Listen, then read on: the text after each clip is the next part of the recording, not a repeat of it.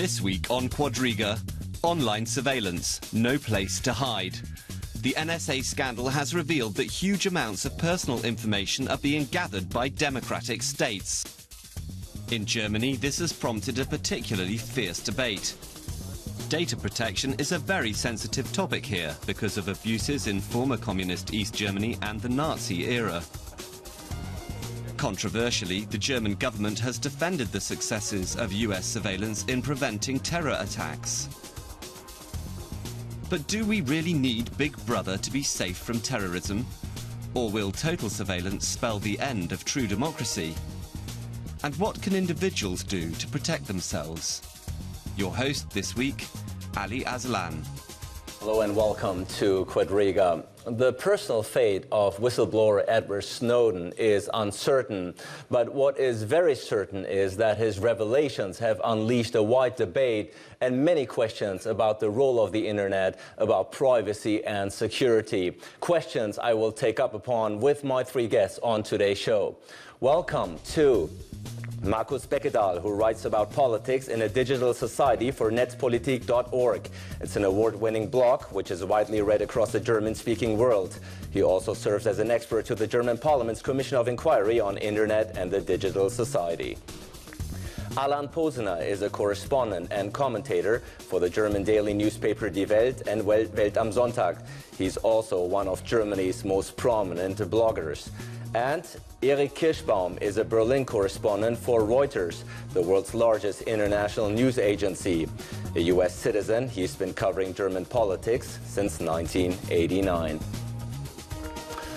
Welcome to you all, gentlemen. Alan Posener, the debate is going on, a very intense debate about the role of the internet and certainly about the person Edward Snowden himself. Edward Snowden, as we know, is still stuck at the airport in Moscow. And a lot of people are still debating and asking themselves whether or not he's a hero for his deeds or a traitor. Now, I know that you deem him to be a traitor. Why is that the case? Well, technically he is a traitor. This whole talk of him as a whistleblower is absurd. I mean, I'm not saying, that's not a moral issue. People can have very good moral reasons for being traitors.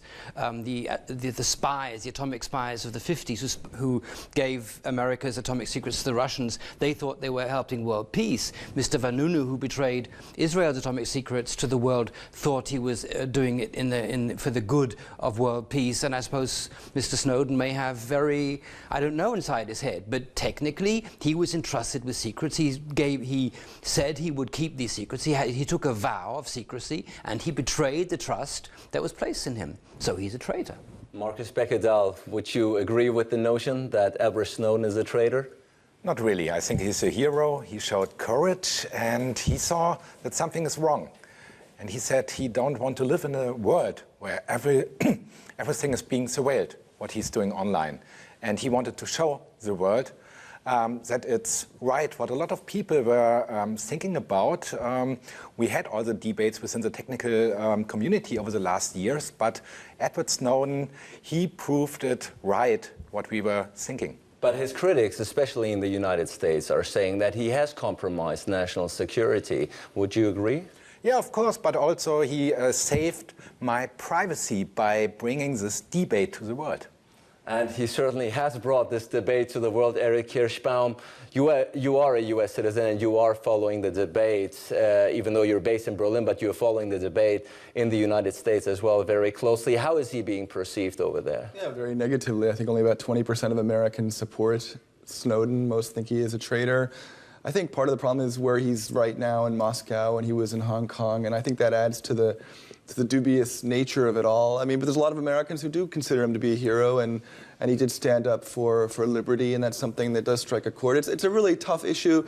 There's very little middle ground. People either like him or hate him, and he's on the run from the U.S. right now, and no country will take him in. He's more or less a fugitive. And Markus Beckedahl, would you think and say that he himself did himself a disservice by going to Russia, after all, a country that is not exactly known, if you will, for exercising freedom of speech? I would be more happier if the German government would protect him and give him some kind of asylum by coming here and talking about what he really found out.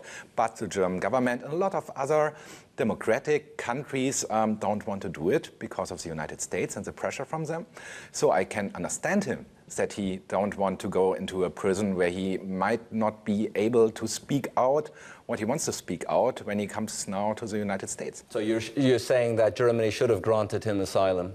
Yeah, either asylum or some other kind of protection to be here and to talk to politicians, to talk to media about what he found out. And Alan Posener, let's talk about Germany, because Germany has been very much in the focus of the NSA. Now we know 500 million of communications been intercepted in only 1 month.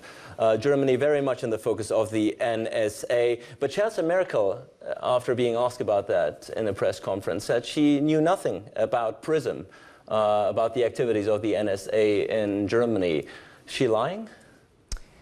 Well, I wouldn't accuse someone of lying, but I don't think she's telling the whole truth. You know, I mean, all politicians have this thing with a credible deniability. You have to be able to say, I didn't know about it.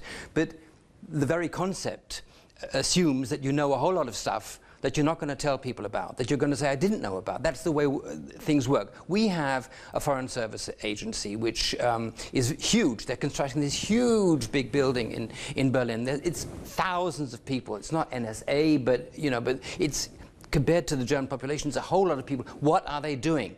Now, there are 1 million people who have the security clearance that Mr. Snowden had. And if the BND hasn't even talked, if our spy service hasn't even talked to one of those, then they're not earning their pay. Therefore, I think, yes, of course we knew about it. Our troops in Afghanistan were actually using PRISM. And there's some. I would assume that there's some kind of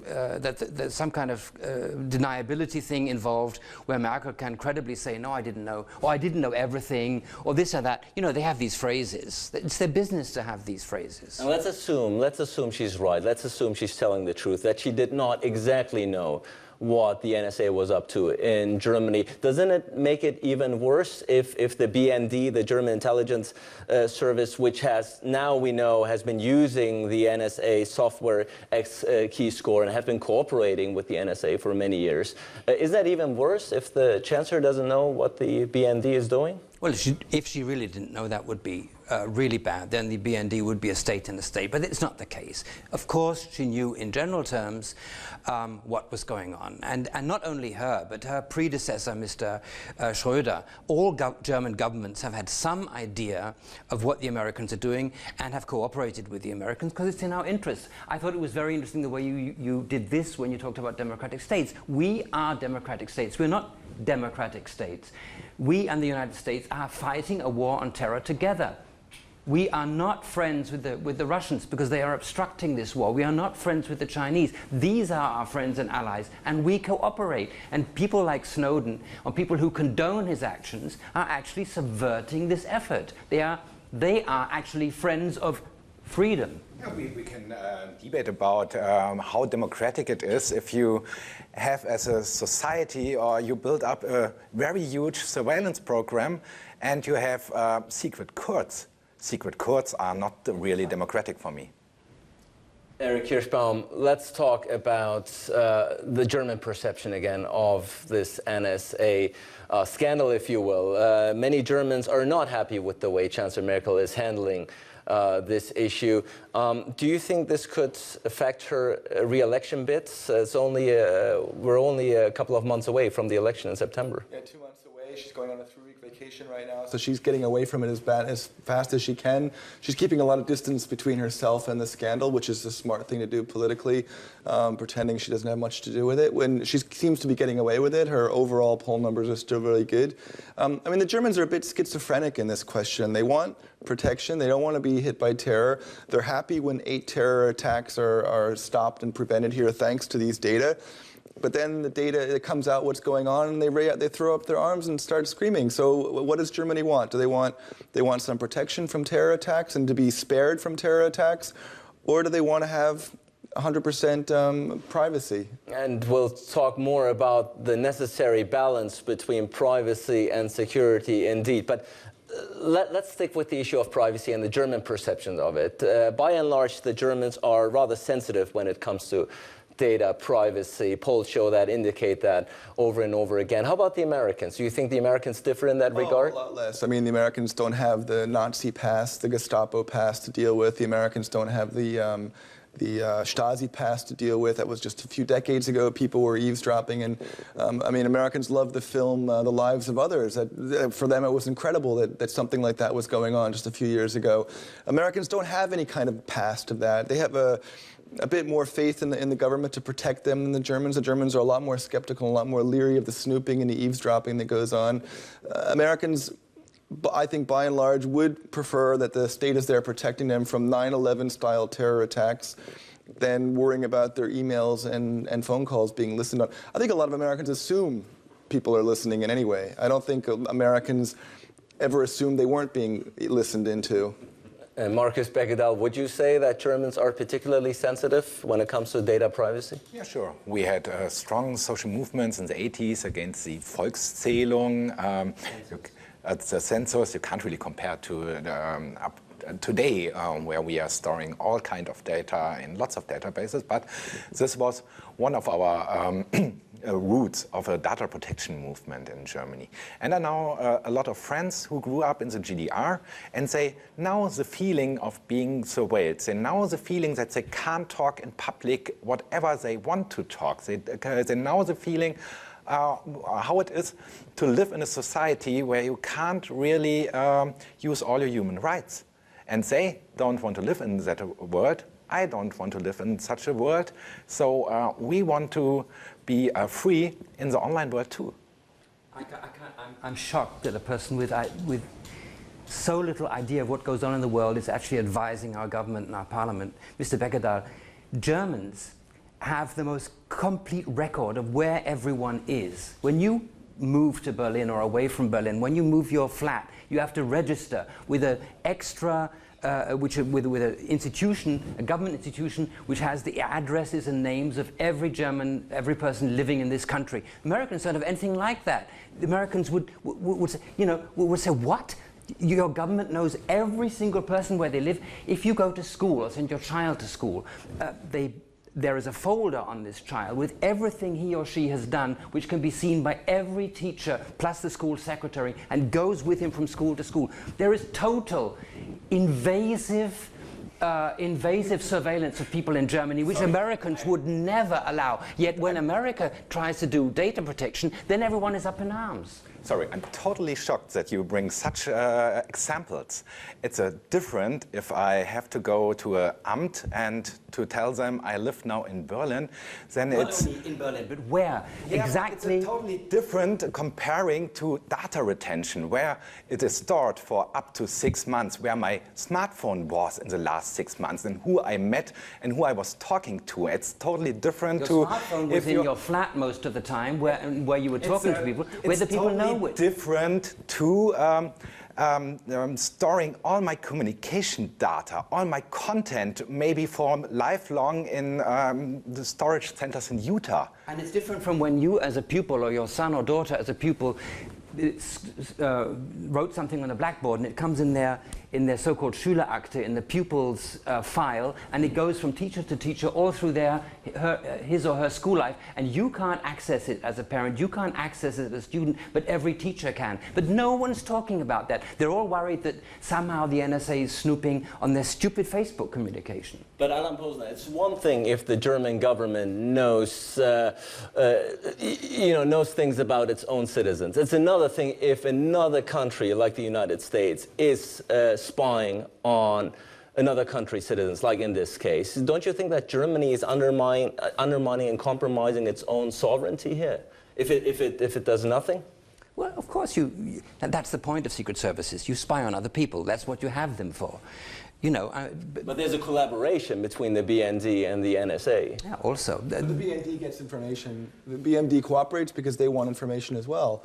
I mean, the BND is there for a reason as well, to prevent terror attacks in Germany. And it's a two-way street. It can't just be the NSA taking information from Germany. Germany gets information as well. So, and the German Interior Minister, Hans-Peter Friedrich, then said security trumps everything at the end of the day. The preventing terrorism must be the #1 priority and trumps and precedes the right for data privacy. Would you agree? Yeah, I mean, it's really interesting watching Friedrich and Pofalla and Merkel trying to talk out of both sides of their mouth. They're trying to keep everybody happy without really saying anything that's going to come back to haunt them. And just watching them do their verbal linguistics is fascinating because they're saying a lot of words, but they're not really saying anything that we're going to remember. And Marcus Beckedahl, a lot of people are saying, even those who are perhaps critical of the surveillance, are saying at the end of the day, I'd rather live in a society free of terrorism and terrorism attacks. I'd rather take that sort of into account that my information is being looked upon if it, if you will, if it helps me live in a terrorism-free society. What do you say to that? I wouldn't really agree.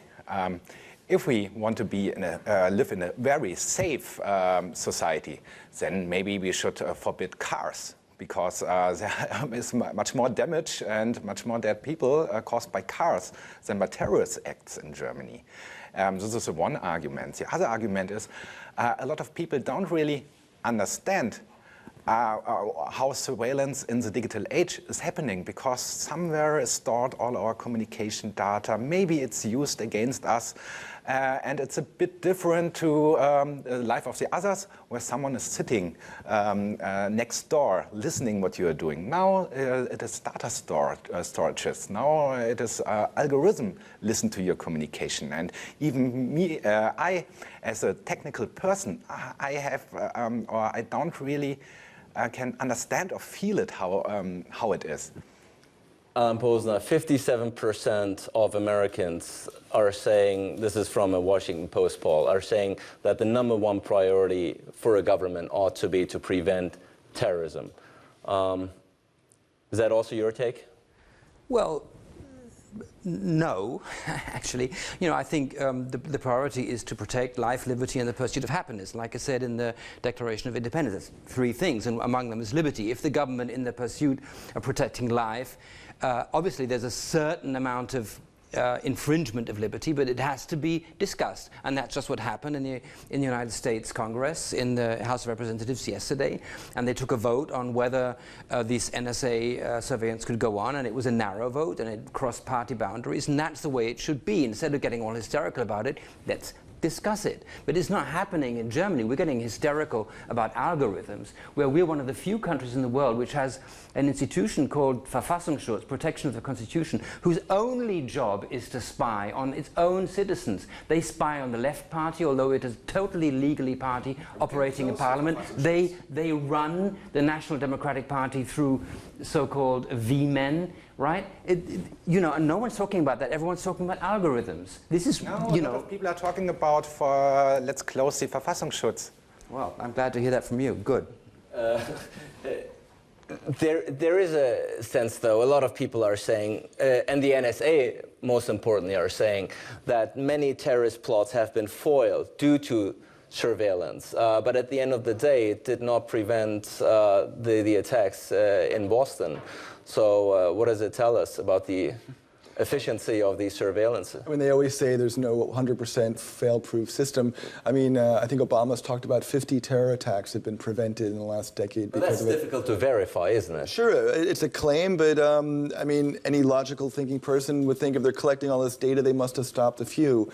Obama, when he was here in Berlin, talked about the need for a balance. I don't know, at his press conference, he went on at length about this issue. It really seemed to touch a nerve with him. He talked about the need to have court orders for these things, and I think he understands there might be a problem with the balance. It might have gotten a bit out of control, and all the attention that Snowden has brought up might refocus the debate. Hey, let's not go overboard. Even former President Bill Clinton has said we have to take care that we don't let the war on terror lead to abuses in the privacy sphere. So who knows exactly where the right line is? The fine line is in there somewhere. Maybe it has been crossed a bit.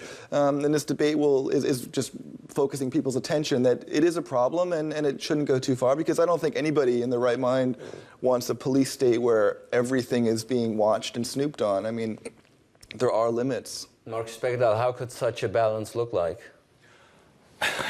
You have to go into a detail. detail.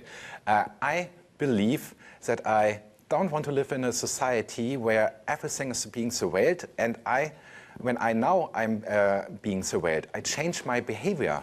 And if I change my behavior in communicating online because I now, someone or a lot of people or a lot of agencies are storing it, then I can't really use my civil liberties. Then it's not a democratic society, and I want to live in a democratic society. Why not? Because you can't use your computer, it's not a democratic society? Why can't you just meet somebody and talk one-on-one? Our constitutional court set in a ruling against the data retention that there are some kind of chilling effects, and these chilling effects are bad for our society. Chilling effects that if you know you're being surveilled, you change your behavior. And if you change your behavior, you think always what you are talking. And it's different if you're talking in your bedroom with your wife or being totally open when everything is being surveilled.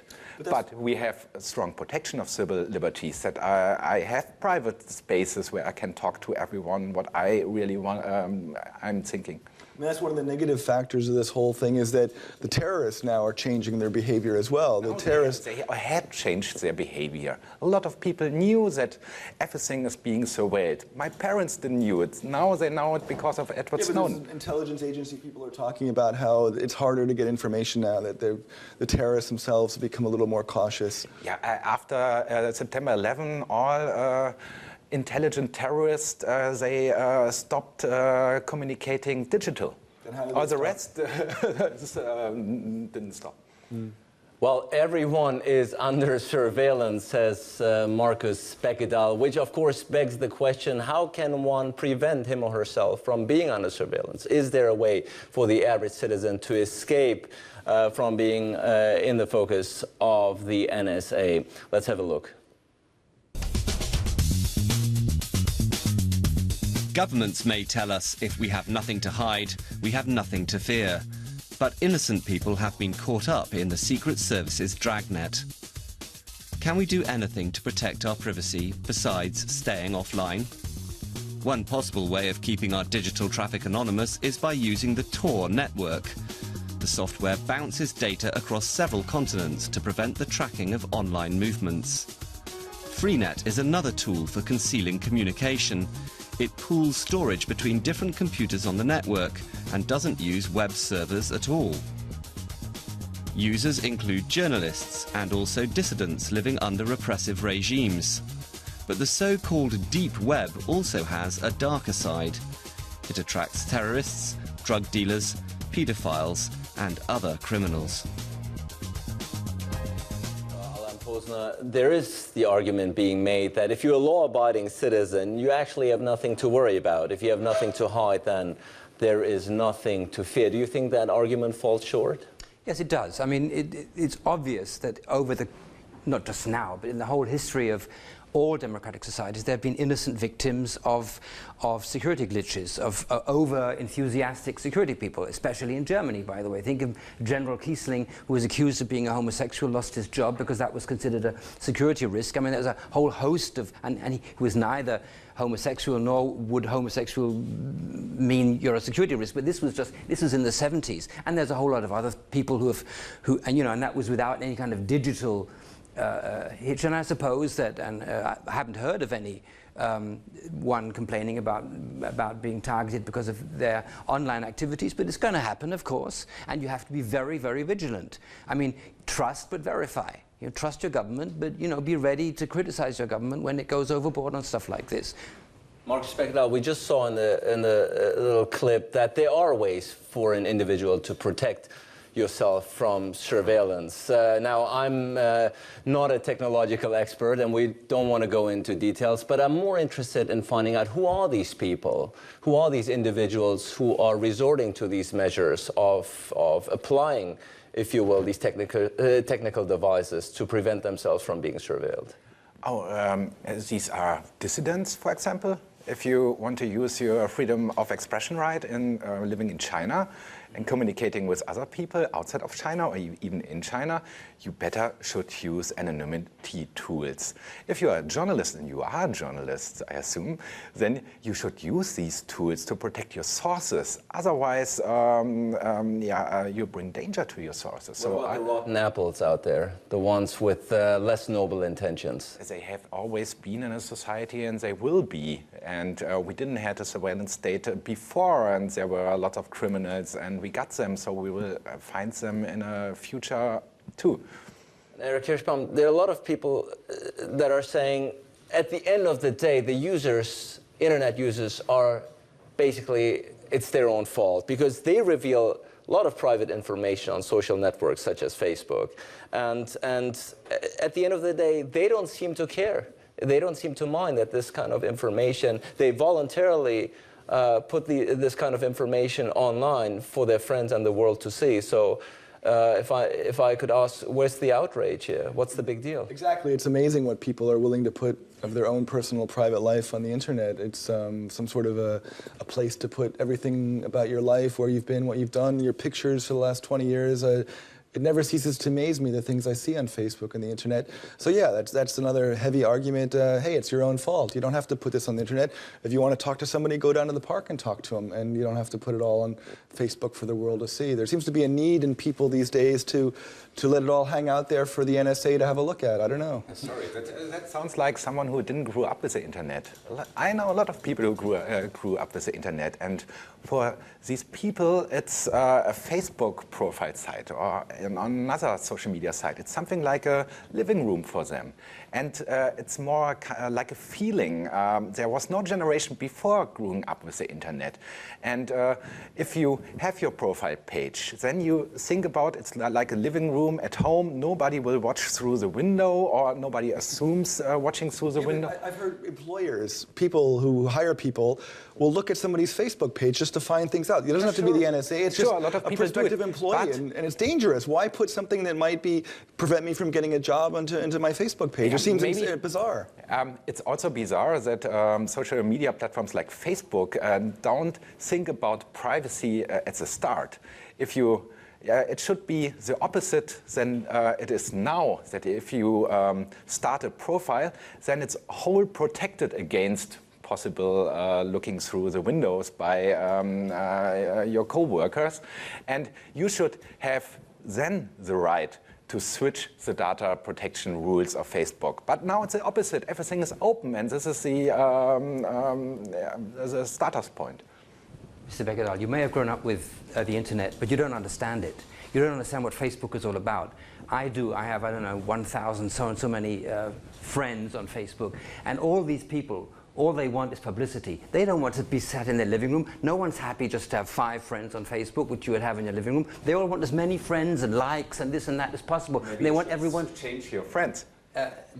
I have to defriend people every day, but because there's so many nuts out there. What I'm saying is that everyone I know, and I know a lot of people who are younger than you on Facebook, they want as many people as possible to know about them. This is the me age. This is the publicity age. This is the hang it all out page. This is where you're judged. Age of communication. It's the age of communication where people want to communicate. And exactly. That's the great thing of the internet, that we now Well, then don't talk about your living room. Don't talk about your living room. No, people don't want to be in their living room. No, they want to be stars. And they are. Now there are lots of studies by scientists who found out that this feeling is in the minds of lots of people. They feel like it's their living room, their profile page, because we have to find out ourselves. My parents can't tell me what it is having a Facebook page. I tell them what it is.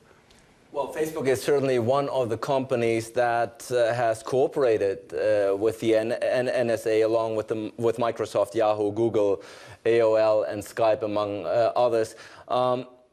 Didn't seem to have hurt them, though. The stock just gained in value, which begs the question once again, Eric Kirschbaum, much ado about nothing? Well, I think so. I mean, I think in a couple of months or a year or so, this will be pretty much a forgotten issue around most of the world. In Germany, probably not. In Germany, it's going to linger for a long time. And maybe there'll be political reverberations one day about it. The thing that amazes me in Germany, the Pirate Party has gained no traction from this at all. Why not? I mean, if it really is an issue that upsets Germans to the core. Why isn't the Pirate Party profited or made more of an issue out of it? Instead, people are going off on holiday, Merkel's going on holiday, and nobody really seems to be all that bothered about it, I don't think. Markus Beckedahl, is this an artificial discussion that we're leading in the public sphere about privacy and security? Placebo effect, if you will? I'm not sure.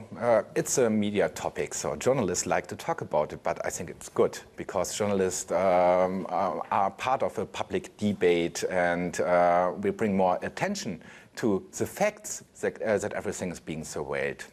I would be more happy if my parent generation would be as angry as I am about being surveilled, but maybe as long as we don't track their TV behavior, they don't do any revolution. The NSA chief, Keith Alexander, has voiced his surprise about the surprise that we in Germany have exhibited. And many people echo his sentiments because we're saying, and I think it's been said on the show as well, we've known all along, haven't we? At the end of the day, we're being spied upon. Nothing on the internet is really private. Were you honestly and genuinely surprised about the NSA surveillance revelations? No, I started being a political person 15 years ago when the first leaks about all the surveillance programs on the internet around acclaimed came out. So I am not surprised, but I'm happy that we are now having this debate. I waited 15 years for it. Markus Beckedahl waited 15 years for this debate. He certainly has got it. The US Patriot Act, which was launched after the 9/11 attacks, which basically is the precursor, if you will, to the NSA and the PRISM surveillance system. Many people are saying the US Patriot Act of 2001 should be revisited, that it gives the government a blank check to basically do whatever it wants in the name of combating terrorism. Would you agree? Well, it's going to be revisited. I do agree, yes, and it is going to be revisited in the United States. Unlike in Germany, most laws have a sundown clause. That is, they expire, and the Patriot Act is going to expire in 2015 if it isn't renewed by Congress. That's what democracy is all about. And I definitely think that in 2015 you have to revisit the whole concept of a war against terror, an ongoing war which has no end and so on, which has led to stuff like Guantanamo. You know, I'm not someone who says clamp down on civil liberties in the name of security. No, security is there to protect civil liberties. So, yes, let's revisit, when the time comes in 2015, let's revisit the Patriot Act, and I should hope that some of its more restrictive clauses would be maybe made more liberal. I'm sure, but it's about drawing the fine line between protection we all want, the ability to go down the street and not be scared that the car next to you is going to explode, and my civil liberties on Facebook, that I don't want people, the NSA to know that I actually like, I don't know, Madonna or whatever. I mean, the Patriot Act came out of the 9/11 era, and the 9/11 happened because people seemed to be asleep at the switch. That people could just climb on a plane with knives in their carry-on baggage and do what they did. America was shocked about it. Just really went to the core of the freedoms of America. They took advantage of the freedoms that America has and exploited it. We're 10, 15 years later, it probably won't be extended. It's a whole new era, and the excesses of the NSA will also come into the debate, I'm sure, in the next few years. But also the Boston Marathon bombings were not being right. curtailed and prevented, if you will, at the end of the day. So you could argue that the NSA is not being very efficient either. The thing with the Boston Marathon bombings, it was a small scale operation. A few people were involved. It was something might have been below the radar. It just might have been too small for anybody to notice. But I'm sure something like the 9/11 plots would have been picked up had the Patriot Act been in place. Here's what President Obama said, Markus Beckedahl. He says you can't have 100% security and then also have 100% privacy and zero inconvenience. Do you think there's some truth to his statement? We have human rights and we have a constitution, and I believe that these surveillance programs are violating our human rights, and we should protect our human rights. Well, look, every time you talked about the knives on the planes in 9/11, every time you go on a plane, you get patted down. It's a very invasive procedure. And not only you, not only a young man who might possibly be a terrorist, but then a little old lady is a grandma who's been visiting her grandchildren and so on. Not only young Muslim men who are sort of the target, but even my little daughter and so on gets her teddy bear, the stuffing taken out of it and so on. But we do all this because we'd rather arrive in one piece, firstly, and secondly, because we don't want to be seen to be profiling people. So we rather go through an invasive procedure for everyone than to target the people we know are more likely to do mischief. And I think it's the fault of the terrorists. We've reacted in a very, I think, democratic way. Everyone has to go through this procedure. And so you this would is say it's democratic that all our communication is stored without a suspicion? I would definitely say that I prefer all our communication to be stored than to store all communication by Muslim men under 25, yes. Well, at the end of the day, though, surveillance is one measure, but does it really combat the roots of terrorism? At the end of the day, you can have all those data stored, but what about the roots? What about the causes that leads to terrorism at the end of the day? The NSA does not address that, does it? No, it doesn't, and it's not its job to address that. It's not the job of the NSA to change the way people think, thank goodness. It's not the job, I mean, we know the roots of terror. The roots of terror are radical fanatics. They can be radically fanatic Muslims. It doesn't have to be. They can be radically fanatic Christians who bomb abortion clinics. They can be radically fanatic, I don't know what, data protection people who would like to bomb the NSA.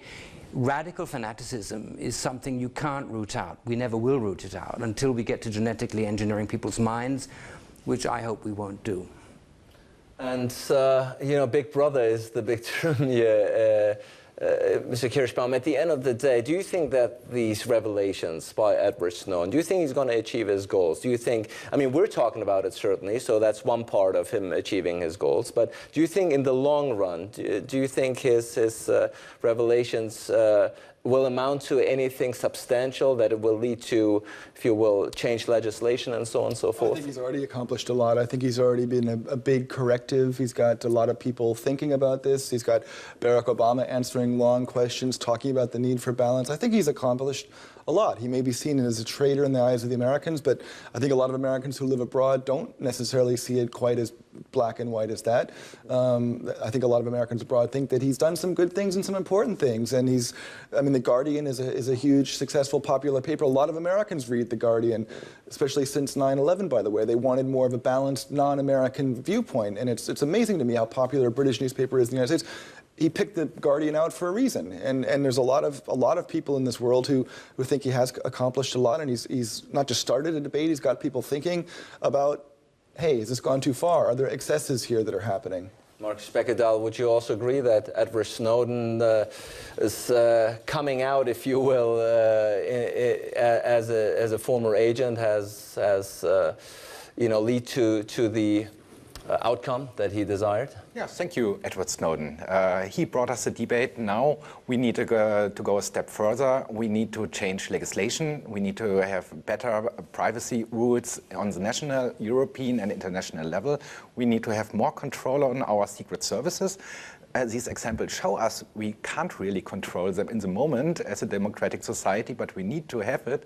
And we should think about thinking privacy by design, by building up new technologies, new infrastructures. In the moment, nobody took care about privacy. If you build them in when you're designing a new technology, then it's safer for all of us. You just said all the things that need to be done, but do you actually believe that they will be done? I hope, but it's politics, so I can't really say. Alain Posener, what is the outcome of this in the long run? Will Edward Snowden be a footnote in history, or do you think we'll remember him for a long time to come? Well, we remember him. He gave comfort to America's enemies. He exposed programs which are helping to protect America. He made America look, to some people who advise democratic governments, like they compare America now to a Stasi state. He's done incredible damage, and of course, as far as the secret services of all countries are concerned, they will now just burrow deeper. So he will have, in the end, been very self-defeating. I don't think there's anything positive about him. And we just quoted Barack Obama. Let's quote another great American, one of the founding fathers, actually, Benjamin Franklin, who said that those who would give up liberty to obtain temporary safety deserve neither in the end. Do you think he has a point? Well, yeah, of course, if you give up liberty. But every law you make, you talked about cars. You have to drive on one side of the road. You can't drive on the other side of the road. You're giving up your liberty to drive on whatever side of the road you like. We're talking about open spaces. If we had had more surveillance cameras on the Alexanderplatz here in Berlin, maybe a Turkish gang wouldn't have been able to beat up a Vietnamese guy, beat him to death, or at least they would have been found sooner, and so on and so on. There is always a trade-off between liberty and security. So Benjamin Franklin, though he was a great physicist, discovered the electric properties of lightning and so on, I don't think that's a particularly clever quote. Eric Kirschbaum? It was a long time ago you said that, wasn't it?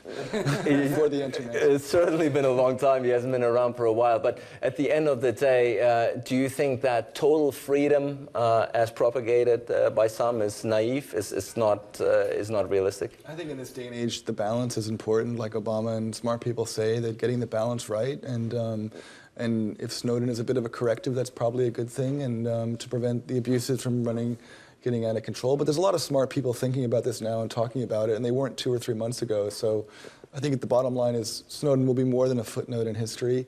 At least in Germany, I think he'll be a big name for a long time, on the magazine covers for a long time to come. And that's probably a good thing. And do you think he will be remembered fondly in the long run, even in the United States? No, probably not. I mean, he is seen as a traitor. He's sitting in the wrong countries at the wrong time, and you like to think that there might be some way out of this. The United States could maybe put him on trial and give him a suspended sentence or something, and it could be a happy ending, but that's probably unlikely, isn't it? Well, whether a happy ending is likely or not in the case of Edward Snowden is far from being certain. Whether a happy ending as far as the NSA and all the discussion and debate about privacy, freedom and security is likely, we will see, and we will of course continue to monitor and continue to observe this story. For now, I want to thank my guests for their input, for a very spirited and heated debate at times. I want to thank you out there for tuning in, and looking forward to seeing you again next week for a new edition of Quadriga.